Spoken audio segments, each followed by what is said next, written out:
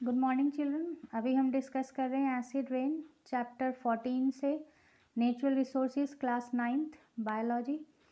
तो देखिए आप एसिड रेन किस तरीके से डेवलप होती है। हमने अभी डिस्कस किया था अपनी लास्ट वीडियो में कि एयर के अंदर कुछ एक पॉल्यूटेंट्स होते हैं जो हमारी ह्यूमन एक्टिविटीज़ की वजह से डेवलप होते हैं, और वो ऑक्साइड्स क्या होते हैं, नाइट्रोजन एंड सल्फर ऑक्साइड्स, है ना।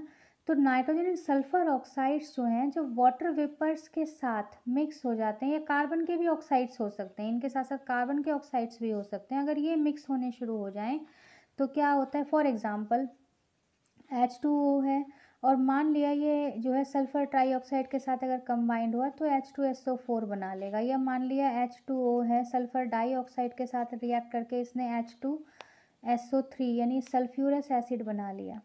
तो इस तरीके से नाइट्रोजन के ऑक्साइड्स में नाइट्रिक एसिड या जो है नाइट्रस एसिड या नाइट्रिक एसिड बना लेंगे।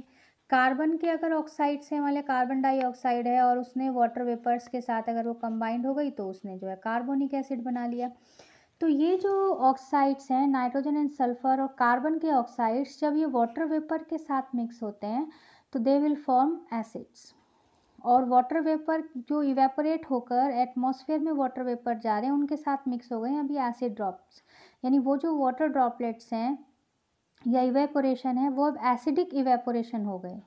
ठीक, अब ये जो एसिडिक इवेपोरेशन है, अब ऊपर जाने के बाद ये जो वाटर ड्रॉपलेट्स बनी, इन वाटर ड्रॉपलेट्स में पानी भी है, डस्ट पार्टिकल एज न्यूक्लियस भी है, और एसिड भी इसके चारों तरफ, एसिड भी इसके साथ मिक्स हो चुका है। तो ये जो है एसिडिक ड्रॉपलेट्स बन गए अब। और ये जो एसिडिक ड्रॉपलेट्स हैं, जब ये बारिश की फॉर्म में नीचे आना शुरू होंगे तब ये एसिड रेन, उसी को हम कहते हैं एसिड रेन। ये एसिड रेन भी बड़ी ख़तरनाक एसिड रेन है, क्योंकि देखिए एसिड है तो वो कहीं ना कहीं जिस भी पार्ट को, चाहे वो प्लांट का पार्ट है चाहे वो एनिमल का पार्ट है, किसी भी लिविंग बीइंग के पार्ट के ऊपर अगर आकर ये एसिड रेन गिरेंगे तो उसको भारी नुकसान पहुंचा देते हैं। ठीक, सो एसिड रेन कॉजेज क्या क्या करते हैं अभी एसिड रेन से क्या क्या खतरा होता है वो आप देखिए।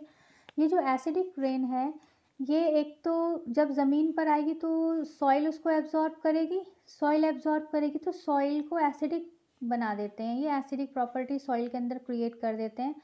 And acidic property of soil reduces fertility of soil, fertility को ख़त्म कर देते हैं, क्योंकि फर्टिलिटी के लिए जो डिकम्पोजर्स वहाँ पर प्रेजेंट हैं वो डिकम्पोजर्स इस एसिडिक सॉइल में मरने शुरू हो जाते हैं, जिसकी वजह से फर्टिलिटी लॉस्ट हो जाती है। इसके अलावा जो है एसिडिक सॉइल में प्लांट्स भी प्रॉपर ग्रो नहीं कर पाते, क्लियर, उनकी रूटनिंग नहीं हो पाती है प्रॉपर। हर प्लांट की रूटनिंग के लिए अलग एनवायरनमेंट चाहिए, तो उसी के अकॉर्डिंग जो है सॉइल का हम पीएच फाइंड आउट करके ही उसके अंदर प्लांट ग्रो कराए जाते हैं। इसके अलावा अगर वाटर बॉडीज़ में गिरेगी, ये जब शुरू की बारिश वाटर बॉडीज़ में गिरेगी और वो एसिडिक रेनफॉल है, तो पानी के साथ वो एसिड रेन मिक्स हो गई वाटर बॉडीज़ में। तो यहाँ पर यानी सपोज़ अगर ये वाटर बॉडी है और यहाँ पर जो ये रेन ड्रॉप्स आ रही हैं ये एसिडिक रेन आ रही है ना, तो यहाँ पर जो पानी है, पानी के अंदर भी तो बहुत सारे एक्वेटिक प्लांट्स हैं और फिशेस वगैरह हैं, एक्वेटिक एनिमल्स हैं। तो ये पानी हो गया एसिडिक, और ये एसिडिक वाटर जो है इनको मारना शुरू कर देगा, इनकी डेथ का एक बेसिक रीज़न बन जाएगा, मेजर कॉज, क्लियर। तो ये जो है एक्वेटिक फ्लोरा एंड फौना को भारी नुकसान पहुंचाते हैं।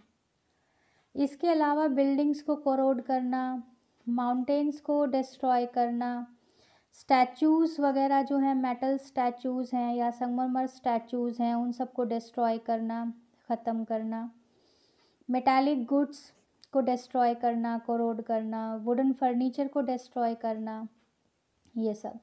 अभी देखिए ताजमहल अगर आप देखने जाएंगे वो कैल्शियम कार्बोनेट का बना हुआ है ना, संगमरमर का बना हुआ है।